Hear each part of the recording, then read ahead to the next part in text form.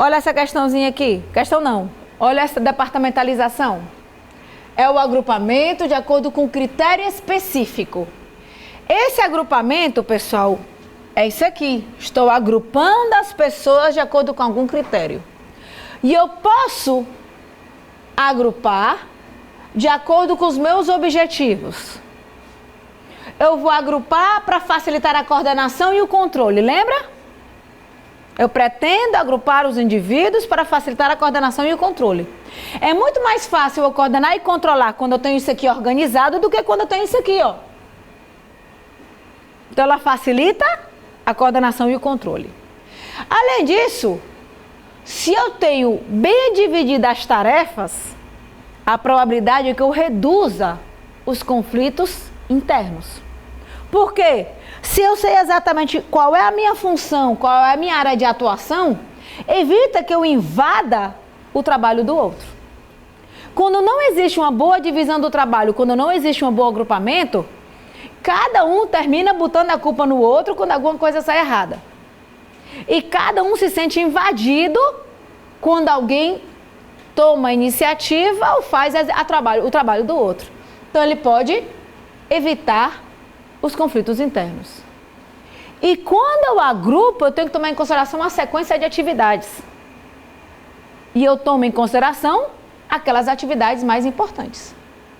Por exemplo, aqui no Prime não importa se você é homem, se você é mulher, se você tem 18 ou se você tem 55 anos. A aula é a mesma.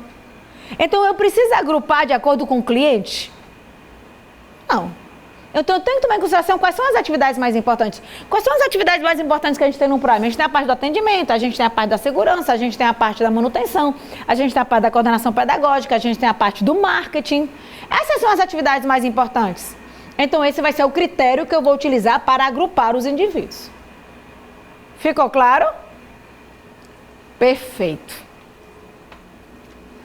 Quais são as vantagens da departamentalização?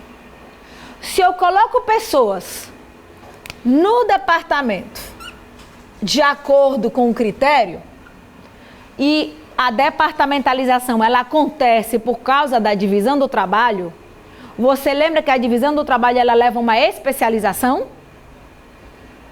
Uma das vantagens é que eu vou ter pessoas especialistas trabalhando com aquela atividade.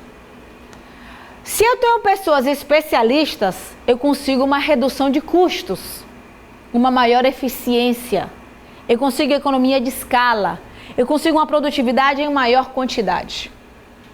Se eu tenho especialistas e eu tenho economia de escala, eu consigo reduzir o meu tempo de produção, porque está tudo organizado. Experimente você não organizar o seu dia, não programar.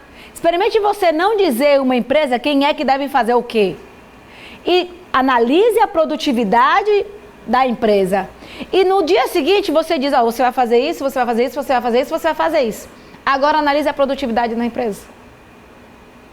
Você verá que o tempo de produção vai ser mais reduzido e eu vou conseguir uma economia de escala. Uma departamentalização ajuda na hora de fazer uma programação, um planejamento. O que é que aquele departamento vai fazer? Como é que eu vou fazer um planejamento aqui? Se eu não sei quem é que deve fazer o quê, quem é chefe de quem é subordinado de quem. E como ele permite fazer um planejamento, nós já vimos que um dos benefícios do planejamento é que ele permite um controle. Se eu programei executar essas atividades, na hora de mensurar, verificar, eu consigo ver a atividade desempenhada.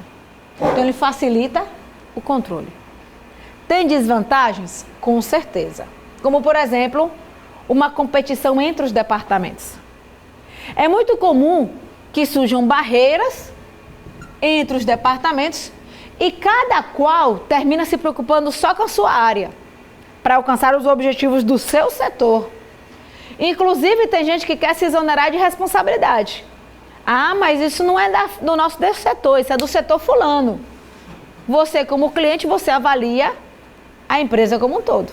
Você não avalia um setor específico. Concorda? Então, é muito comum existir essa competição interdepartamental entre os departamentos. Outra coisa, vamos imaginar que a tua casa está assim. Não tem nenhuma divisória, tá?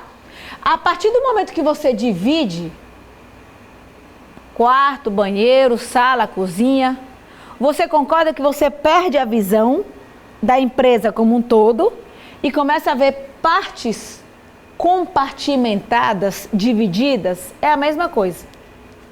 Aqui eu enxergo uma empresa só. Aqui terminam surgindo partes compartimentadas. Tem festas de final de ano que são feitas em datas separadas de cada setor. E em lugares separados, só para você ter noção. De tantos conflitos que existem entre os departamentos. Tanta competição que existe entre eles. Tá? Então se perde a visão da empresa como um todo. E por causa dessa especialização, que tanto é vantagem como desvantagem,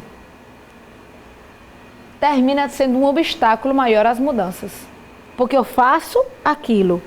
Se eu só sei fazer aquilo, é mais difícil eu me adaptar às inovações. Por isso que a tendência é ter estruturas flexíveis, orgânicas, que não tem essa estrutura tradicional e piramidal, com departamentos claramente definidos. Mas isso não pode ser implementado em qualquer tipo de empresa.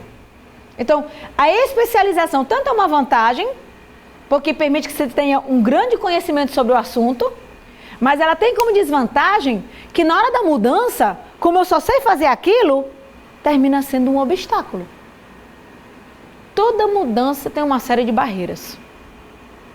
E uma dessas barreiras vai ser, mas eu sempre trabalhei assim, eu domino muito isso, por que eu vou mudar? Sempre deu certo. Então existe essa resistência a mudanças. Ficou claro?